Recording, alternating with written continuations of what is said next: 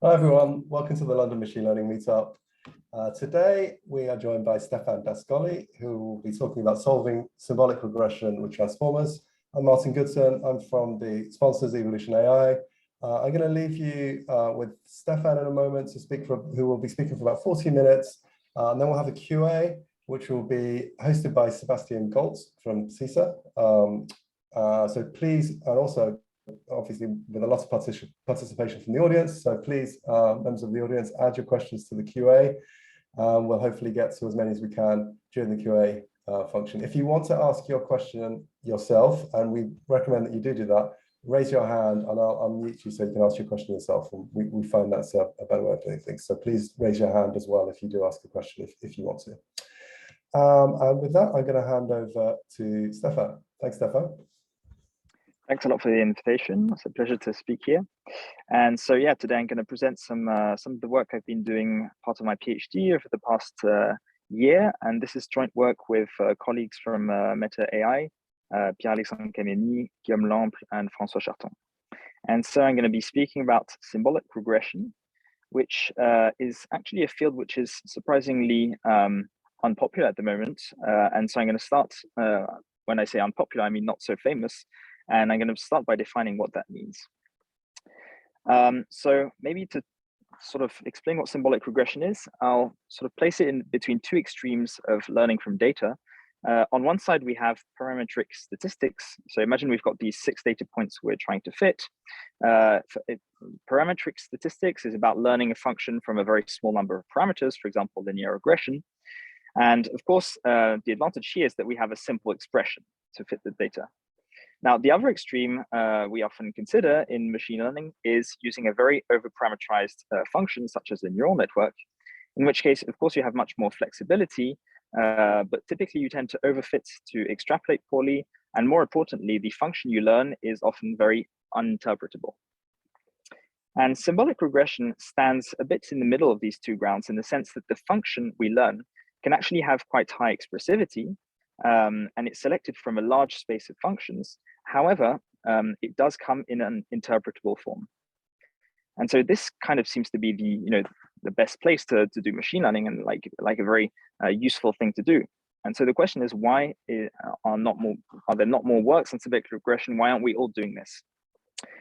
And one of the answers to this question, and of course this is typical use cases of this would be applications to mathematics, to physics, to reinforcement learning, cases where we have in the data an underlying rule which is simple, but we're trying to infer it.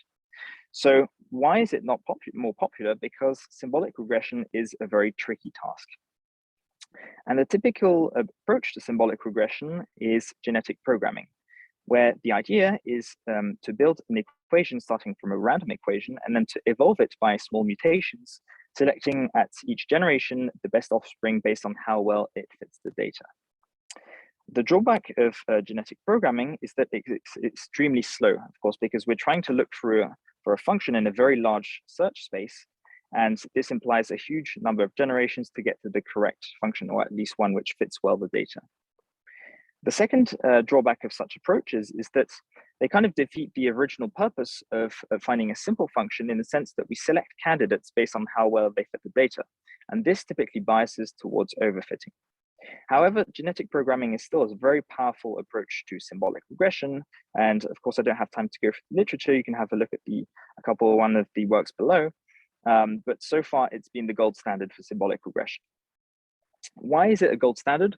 Well, because essentially symbolic regression can't be framed as a differentiable problem, right? There's no way you can go, for example, from function x plus y to the function x divided by y in a continuous way. And so that's why it's so challenging.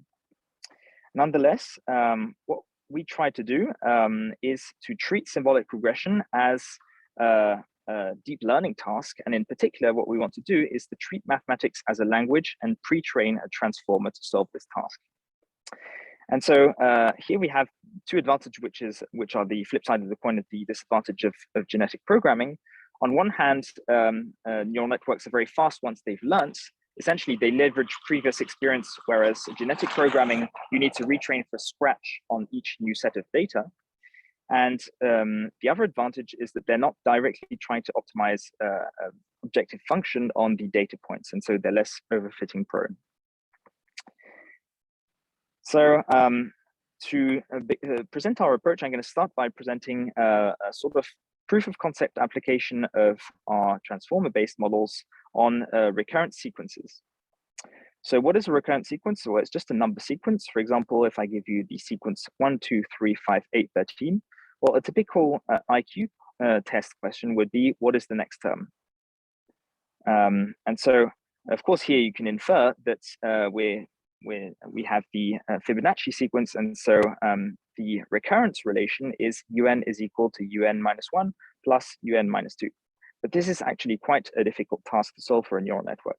And so what we're going to do is we're going to pre-train a transformer by building a huge data set of synthetic examples, by building random input sequences and random formulas, and get our transformer to translate the number sequence to the recurrence relation. So to do that, we need to generate, first of all, random recurrence relations. And so here our work builds on a previous approach by Guillaume Lample and François Charton from 2019, where they built mathematical formulas using unary binary trees. So the idea is to build a random unary binary tree with at the nodes operators, which can either be binary such as plus, minus, or can be unary such as absolute function or cosine. And then we need to fill in the leaves.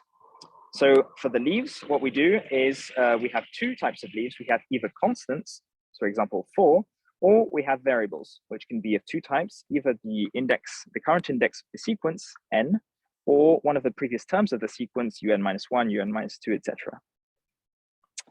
Now, once we have our recurrence formula, we can actually build our number sequence. So you can see that we're generating in backward order. We first generate the recurrence relation, and from that we build the sequence.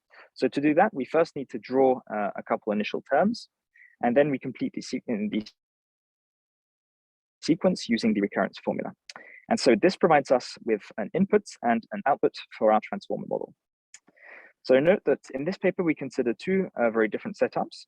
The first, which is integer sequences, where we're particularly interested in arithmetics, and we use typically binary operators such as integer division and modulus.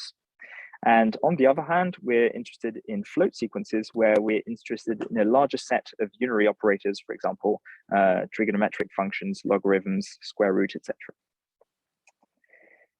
Okay, so one important question is, once we've built this number sequence, how do we feed it into the transformer? How do we encode numbers for a transformer-based model?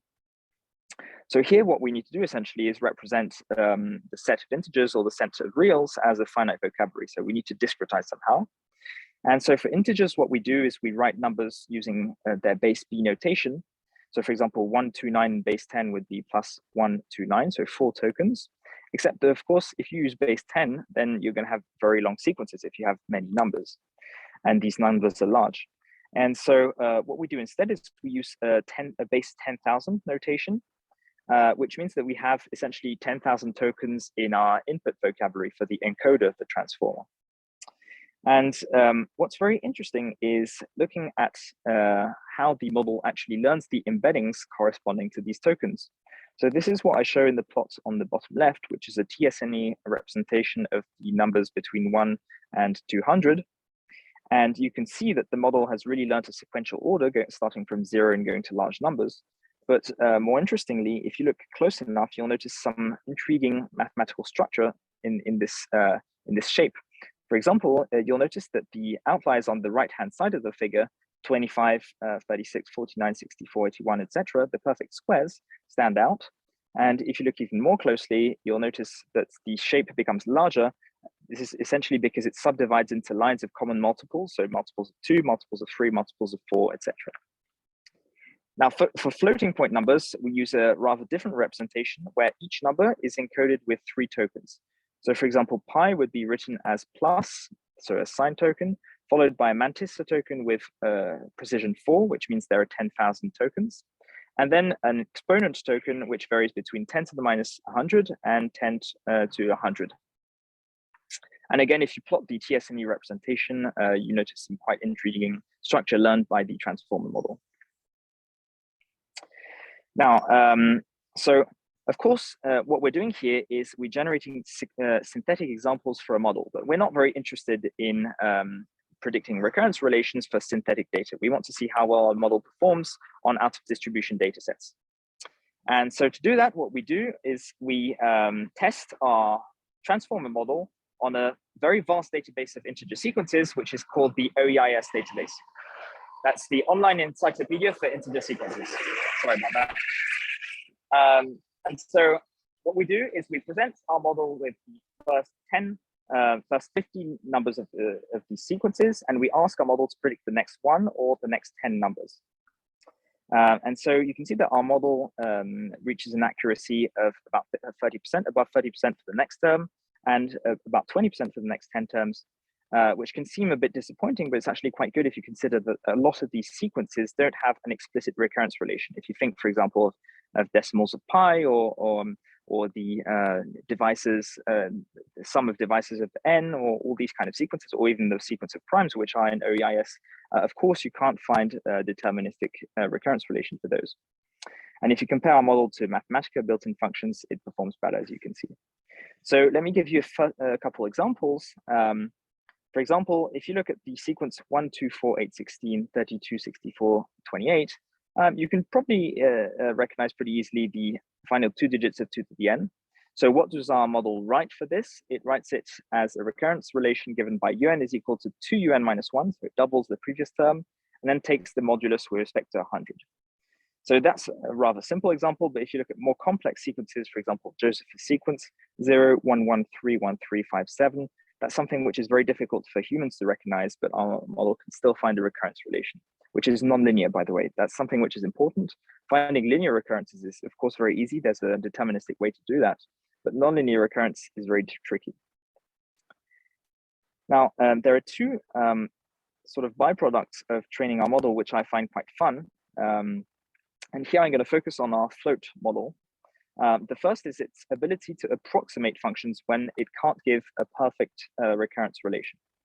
For example, if you give it functions it doesn't have in its vocabulary, like hyperbolic arcsine or arc cosine, you'll see that it predicts the explicit expression in terms of its vocabulary. So logarithm of n plus square root of n squared plus 1.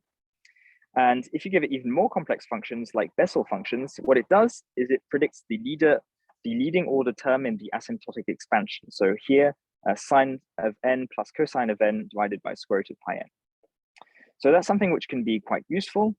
And another thing which is fun is its ability to approximate constants it doesn't have in its vocabulary.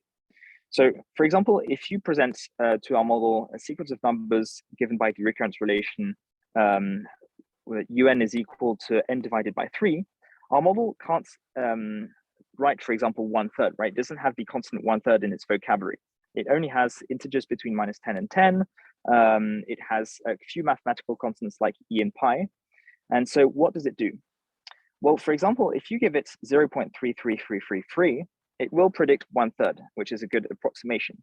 But if you present it with 0.3333, so you truncate the last 3, our model actually detects that this isn't exactly 1/3. And so it adds a small corrective term, which is 1 divided by 3 plus exponential of -6. So that can seem a bit useless, but it can be useful in some cases. For example, if you look at the third example, 1.64493, our model recognizes pi squared over 6. And intriguingly, if you remove the last 3, it predicts a much more complex expression, but which is a better approximation, which is 1 divided by arctangent of exponential of 4. So really, the model has learned to use its internal operators and constants in order to build any kind of numerical value.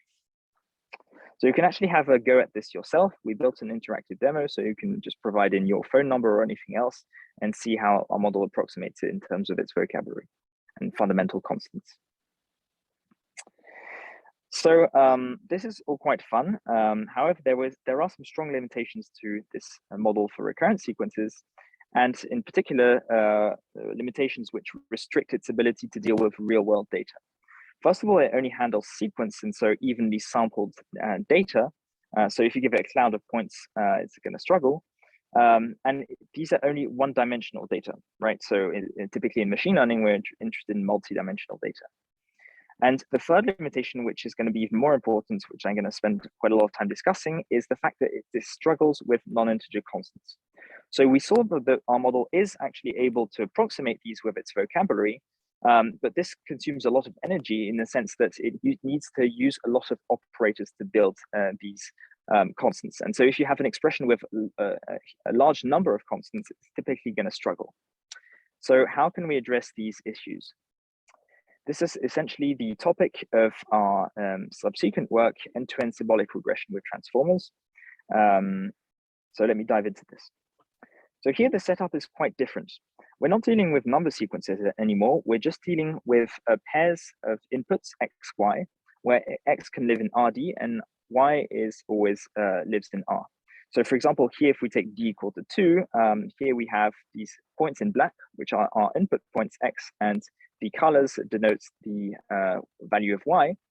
And so the target function is just above 8 times x0 squared plus 8 times x1 cubed minus 15. And so the objective for our model is from the observation of the black points to infer the true function. Now, how does our model do this? Well, it's just like before. We're going to want to generate a vast synthetic data set.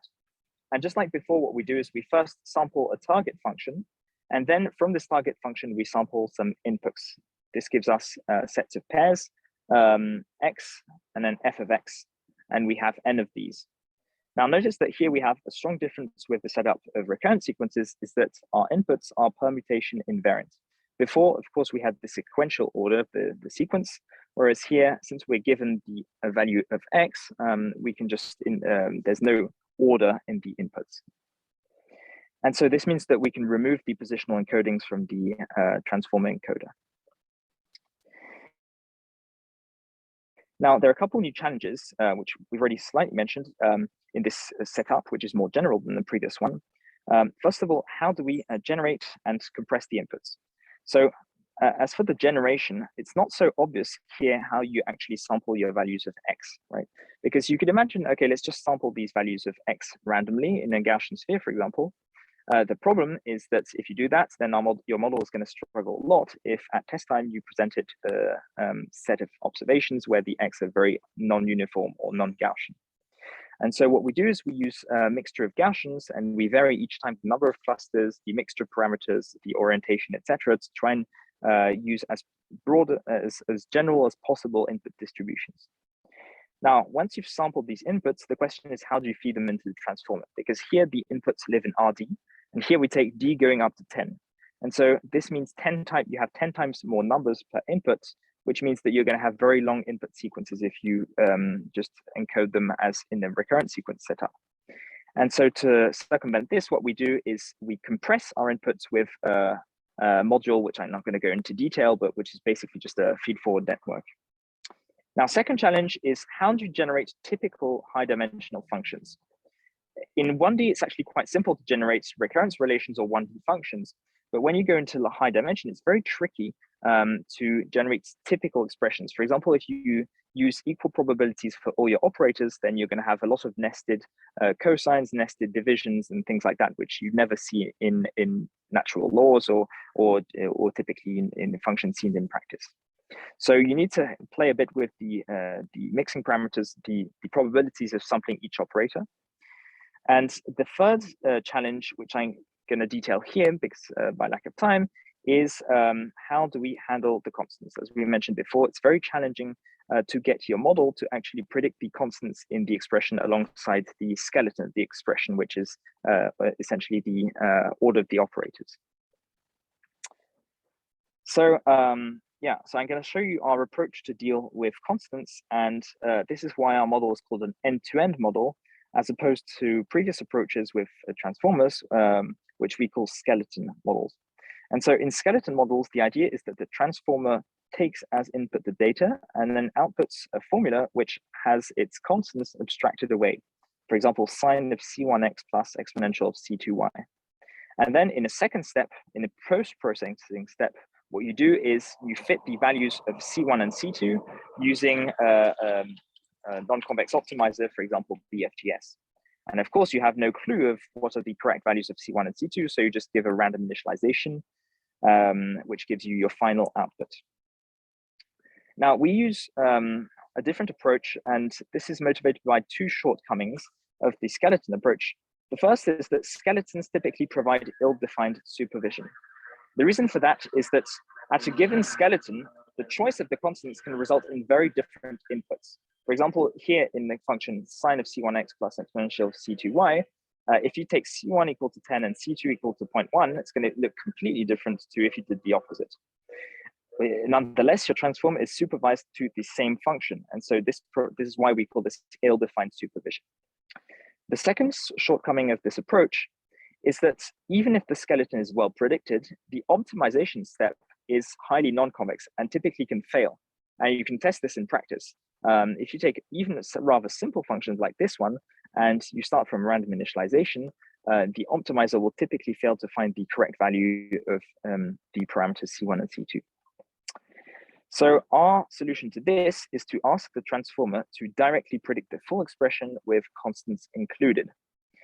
And in a second step, we can also refine the constants, but here the BFGS doesn't start from a random initialization, it starts from the constants which are predicted by the transformer. And to convince you this brings some improvements, let me show you some quantitative comparisons. So for example, let's take the function sine of 10x exponential of 0.1y. Well, you can see that the skeleton approach fails because it doesn't get the exponential part correct. It gets the wrong skeleton, and so performance is quite low. So here on the y-axis, we have some quantitative metrics of the in-domain accuracy of these models. And so you can see that the skeleton model only gets about 40% of equations correct in our synthetic data set. Now, what happens with our end-to-end model? So first, let's consider the end-to-end model without the refinement step with BFGS. So here you can see that the function is actually better in the sense that it got the right skeleton. It got the sine of 9.9x exponential of 0.1y, which is very good.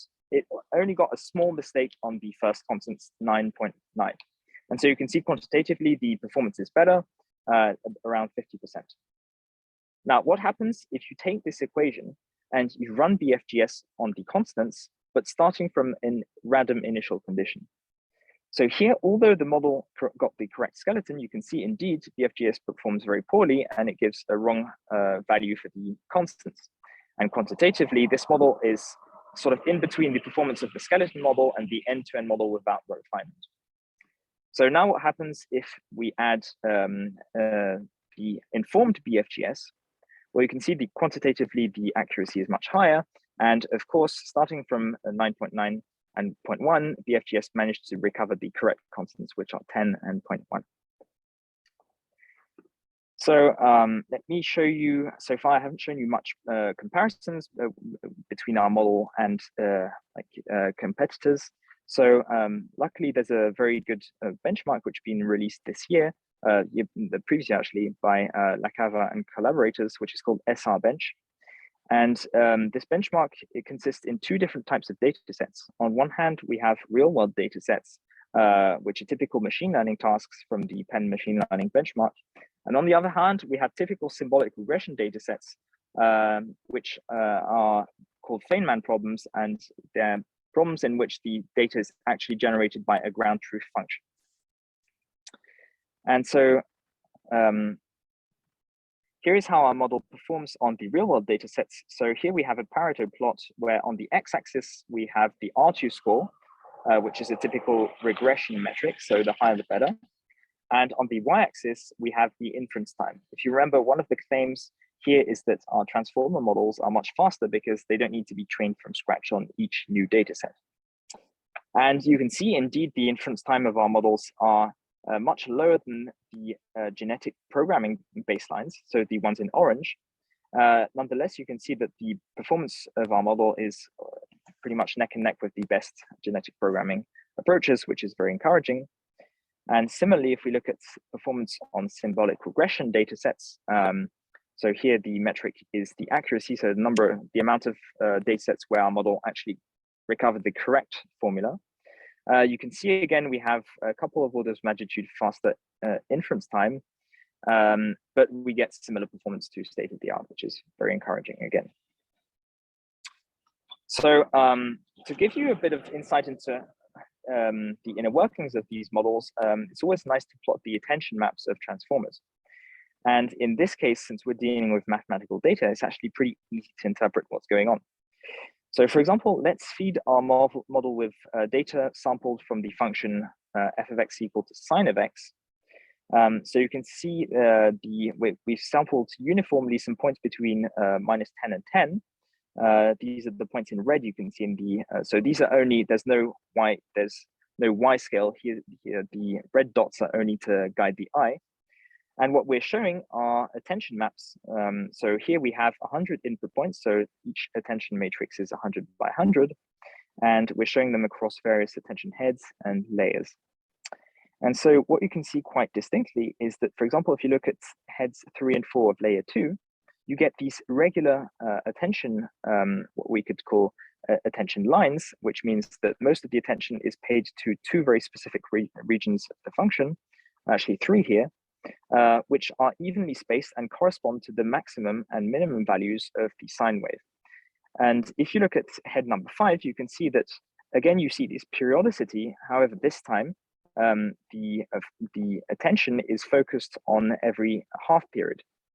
And here I'm only showing 5 heads out of 16, but if you look further away at more heads, you'll start noticing that the model learns to perform some kind of Fourier analysis, at least when it sees a periodic function. If you show it a non-periodic function such as 1 over x, you can see that something very different happens. For example, here you can see that a lot of attention is paid to the singularity around 0, and the heads which before were performing Fourier analysis, like heads 3, 4, and 5 of layer 2, here are doing something completely different. And what's interesting is to mix, to use a a function which is periodic, but not as simple as the sine wave. You can see much more intricate patterns in the attention heads. So let me conclude on these 2 works by giving you a couple of takeaways of what we've been doing. So one thing that's for sure is that Transformer are very good at numeric to symbolic tasks. We saw that they're better than Mathematica at inferring recurrence relations, and on real-world data, they're able to match the performance of genetic algorithms with much faster inference. What's also interesting is that they can learn some mathematical concepts such as arithmetics in the integer sequence setup, or Fourier analysis in the case of periodic functions.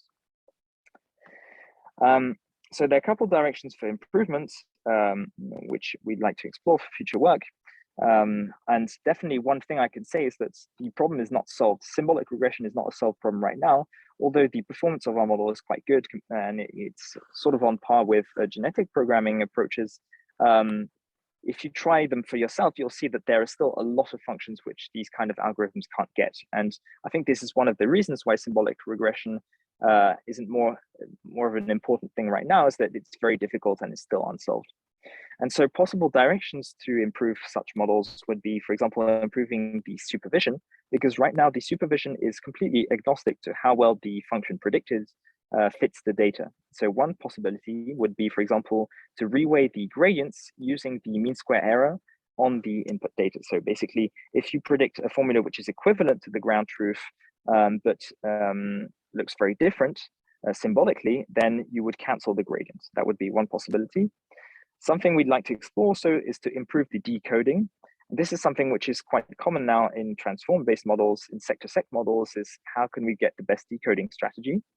So for example, in our case, we saw that using beam sampling is much better than performing beam search, but we could probably improve this quite greatly by using Monte Carlo tree search, in the sense that here we have a very clear metric of how well our formula is doing, which is the MSE on the input data. And finally, I think one very promising direction is to combine the power and the speed of transformer models with the power of genetic programming approaches. For example, by using a transformer to give a few initial guesses and use these as initialization for genetic programming. I think that's something which has a lot of potential to improve symbolic regression. Now, a couple of perspectives of applications for these models. Well, I did mention already that you could use symbolic regression. The ideal framework for symbolic regression is physics, since you have the data is typically generated by natural laws. And this is a key objective in experimental science, to infer natural laws from observations. And also reinforcement learning. And I think this is really where the fast inference comes into play, because often if you're building, for example, a model which is trying to build a model of the world, an agent, what you'll want is for this model to be able to, infer natural laws, for example, Newton equations or things like this, very fast. You can't wait an hour each time the model sees the world to try and figure out what is the underlying natural law. Now, another perspective for future work would be to extend the recurrent sequence model, because essentially recurrent sequences can be seen as discrete forms of differential equation. And so one possible future direction would be to infer differential equations instead of the recurrence relations. And this is something which there's already been a couple of papers on this. This is, I think, a very promising direction, especially for physics. And finally, I think there's also a potential of using the ability of transformers and deep learning models in general to give rough guesses. We saw this with the prediction of the constants, which isn't perfect, but provides a very good initialization for the non-convex solver, the BFGS solver. And I think we could go further by using deep learning models to give initial guesses for solvers, for example, just for finding the minimum of a function, not too high dimensional, of course, but rather low dimensional functions. Things like this, I think, have a lot of promise. And yeah, one of our goals is to build an open source deep learning based alternative to Wolfram Alpha by adding building blocks one by one. There've already been quite a few works on symbolic mathematics by the team at Meta AI, and you can try out some of these models using our demonstration. I put the link below. Feel free to try it out. So yeah, that's it for my presentation. Thanks a lot for your attention, and happy to take any questions. So much, Stéphane. Really fascinating talk.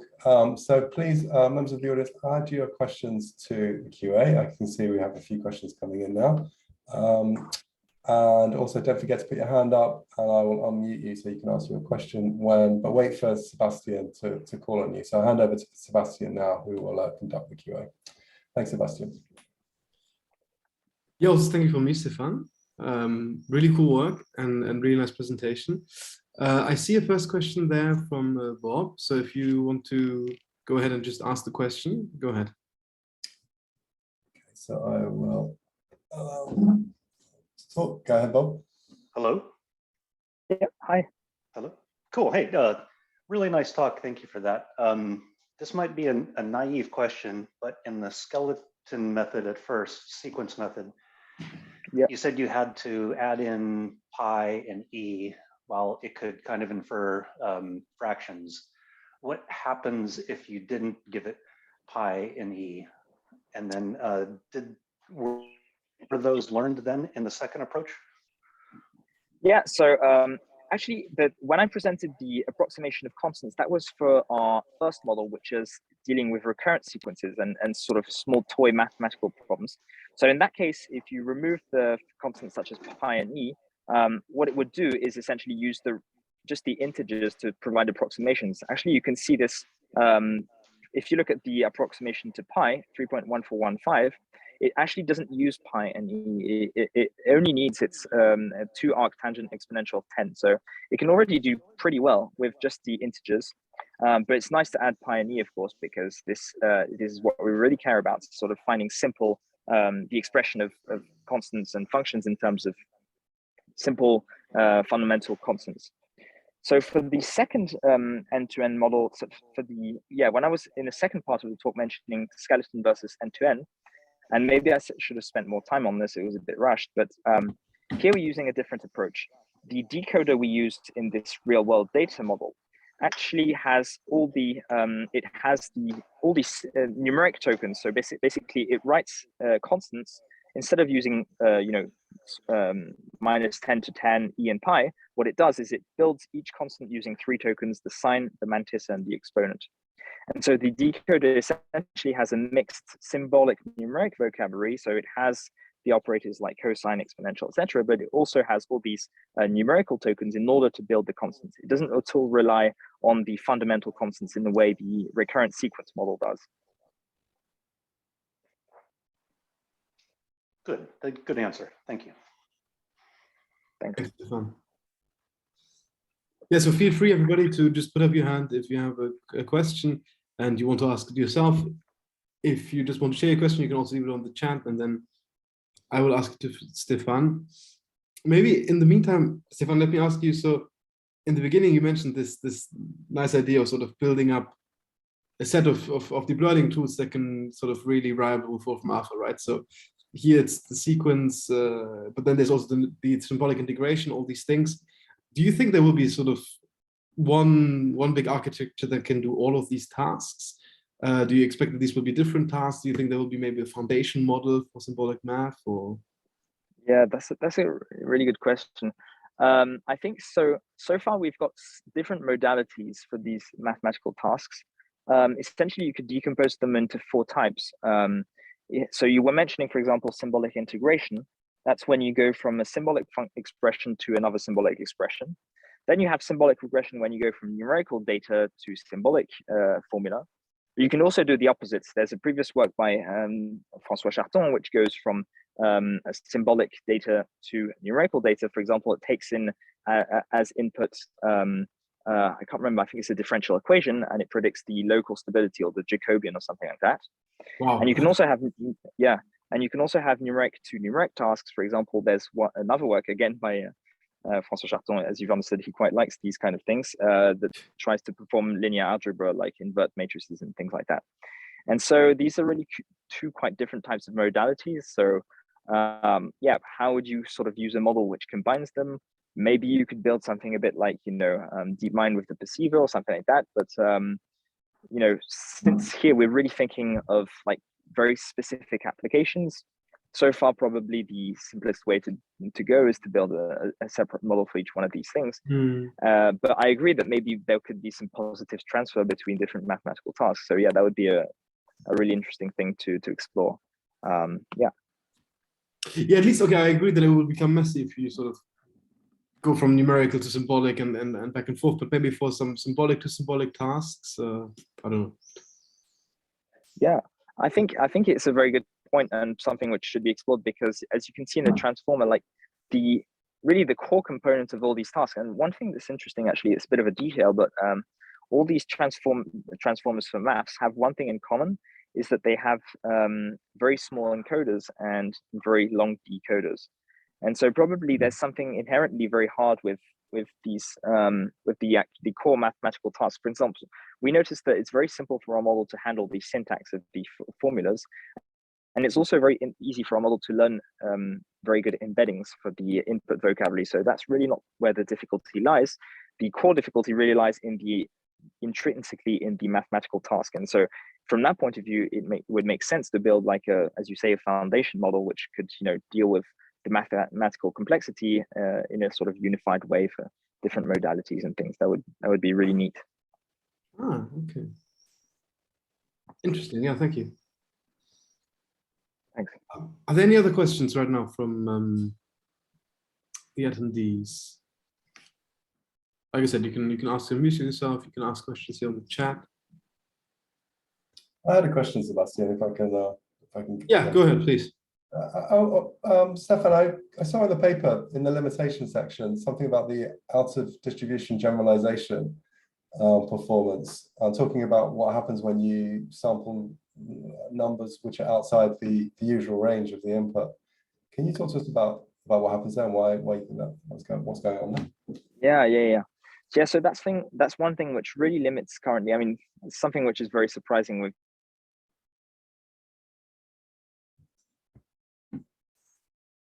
Have I cut out or has Stéphane? No, I think Stéphane has a little bug there.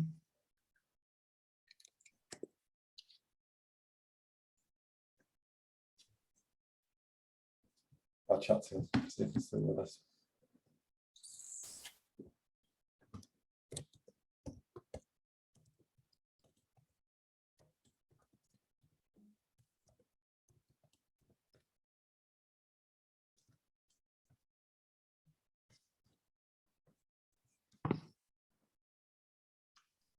Stéphane, you back?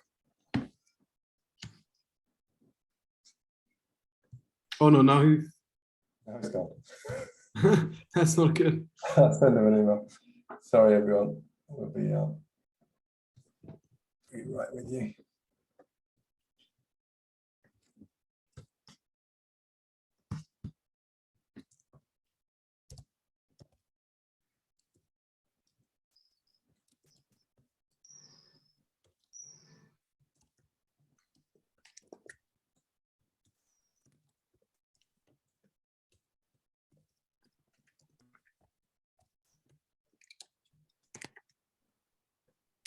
Can you reach him or? I'll send him an email. Let's give him a few minutes. If he, oh, Stéphane. Ah.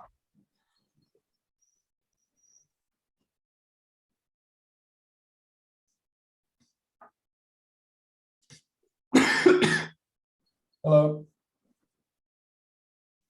Oh, we can't hear you. Connecting to audio. Yeah. Try now. No, you're on mute. Here we go. Yeah. Is that better? That's it. Yeah. So you cut out straight after I asked the question.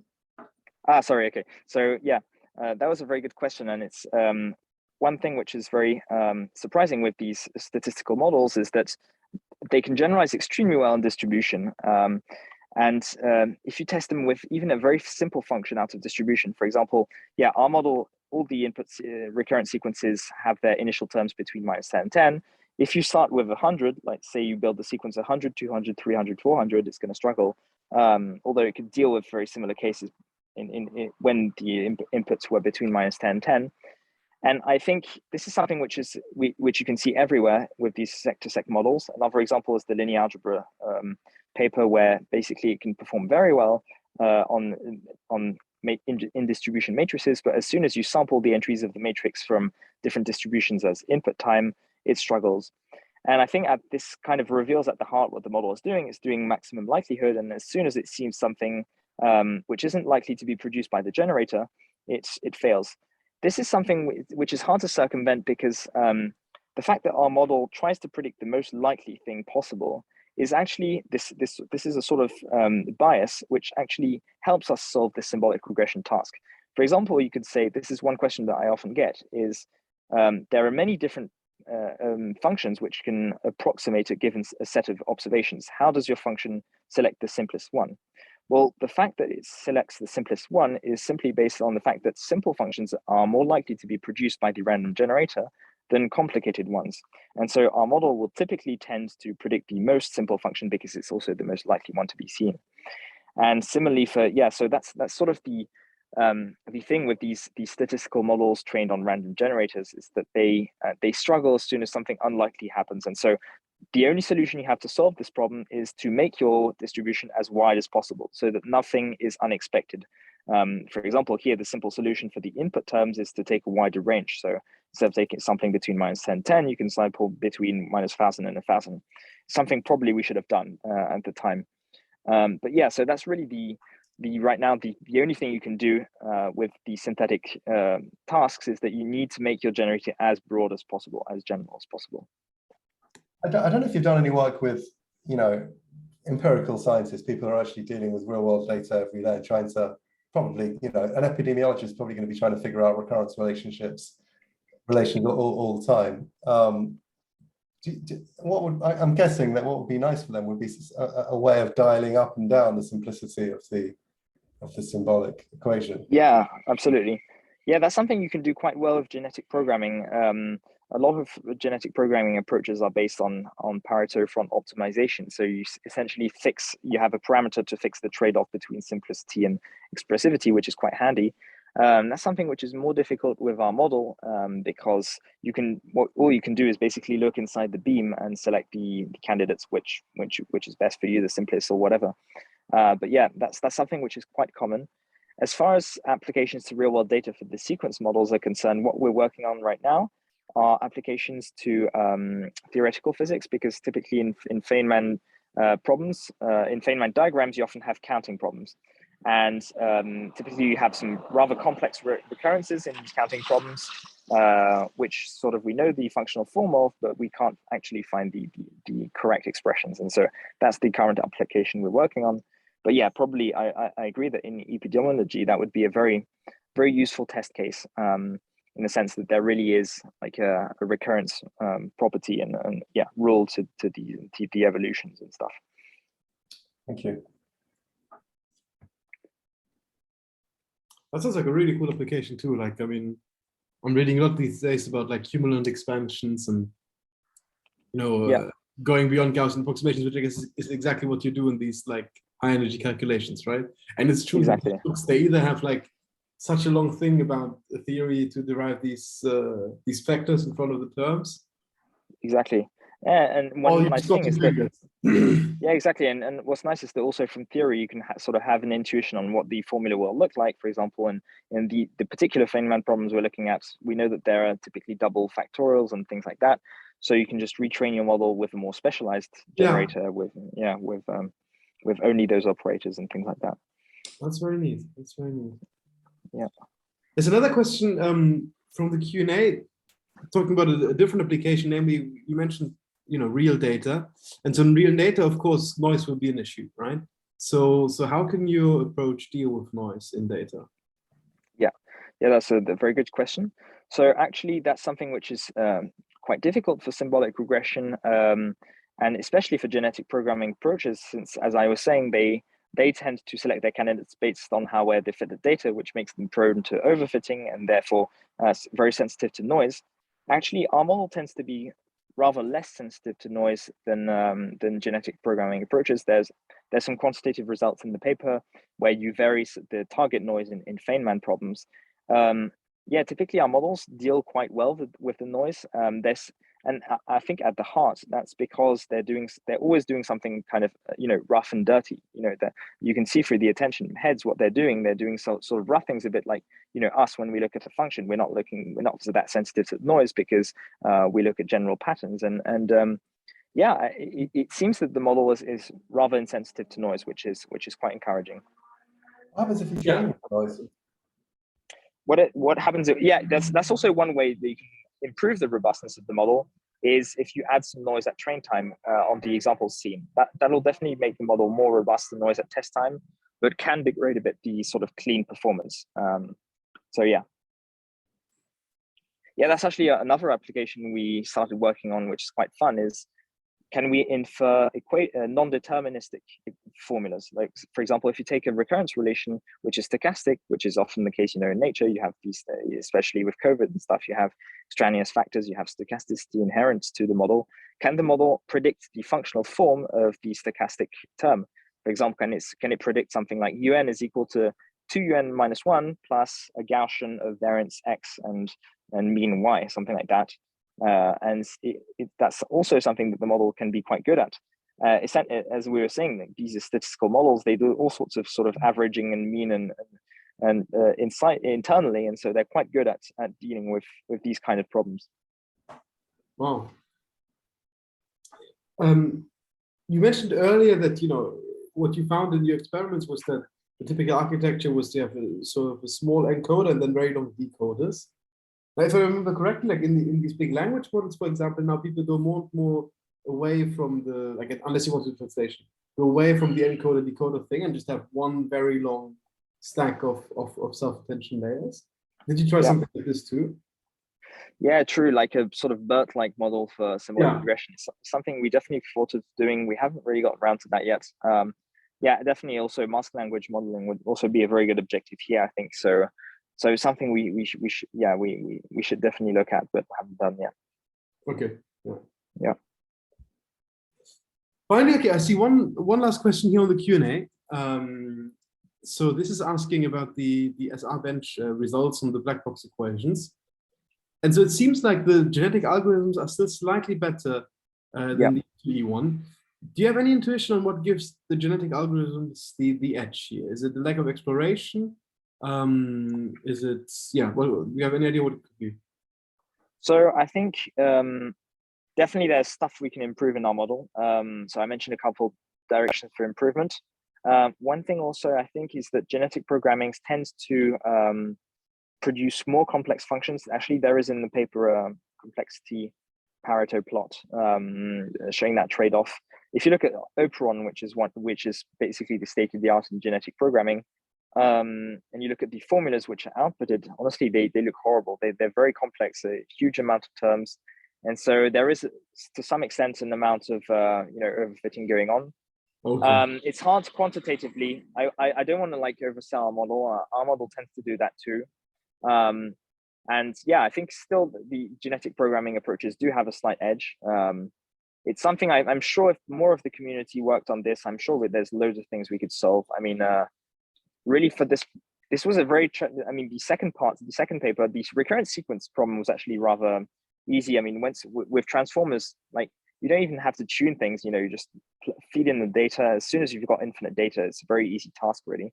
But the second problem of real world data, we really had to struggle a bit more with how to generate our input distributions, etc., how to make the model maximally robust. But there's still a lot to be done, especially in the generator really.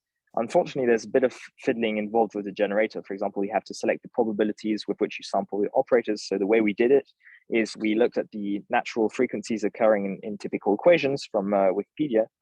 We used the result, these frequency calculated in another paper, and so we assigned these to our operators. So there's quite a lot of tricks going on to train these models, and surely lots more we can be done because there was only 3 of us on this project. So definitely. I encourage everyone to just work on this. It's really fun to work on, and I'm sure if we could sort of outperform these genetic programming approaches, I think this could have high impact in the sense that you don't have to wait for an hour to predict a formula. It's very very useful in many use cases. Yeah, and also I hope that on the way you'll learn a lot about the interaction between data structure and yeah, that kind of stuff. No, in sort of a very nice setting where you, like you often said, like you can generate as much data as you want. So it's really up to you. Yeah, no excuses. That's small data. That's another thing. Yeah, that's another thing. I think it's a good test bed sort of for theory work on transformers because typical MLPs are, when you do theory, you'll train them on Gaussian data. For transformer, it makes a bit less sense maybe to train on Gaussian data, and very simple tasks. Also, this is a very hot topic at the moment, like how do transformers, can they do reasoning and things? I think, for example, studying how math transformers can do addition or very simple tasks like that, like pre-train them on very simple tasks, could give a lot of insight on how they work. I think it's a good test bed for theory. Yeah, no, that's true. So Martin, I don't know how much time we have in total. Well, I noticed there was one question. Yeah, exactly. So just go have that as the last question. Yeah. Okay. Great. So last question for you, Stéphane. You mentioned in the introduction that you are approaching symbolic regression as a language problem.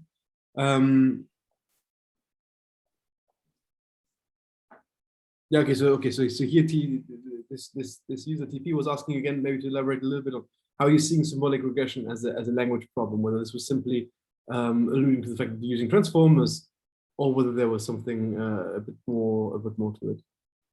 Yeah, so I think mathematics is very easy, very simple to express as a language. Essentially, it's just Polish notation, and that's very fortunate for our transformer models. Then I agree that there's something rather different to language in the sense that language, there's a lot of syntax involved in language, a lot of subtleties. And you can see that, when you plot the sort of, word to vec embeddings, you can see it's readable, but it's still quite complex. Like words have a lot of subtleties, whereas, mathematical operators like cosine and things, they're inherently simpler. I think it's, it's very difficult complexity in terms of the language task. And that's probably why the architectures we use are rather different in terms of how many layers in the encoder and decoder, things like that.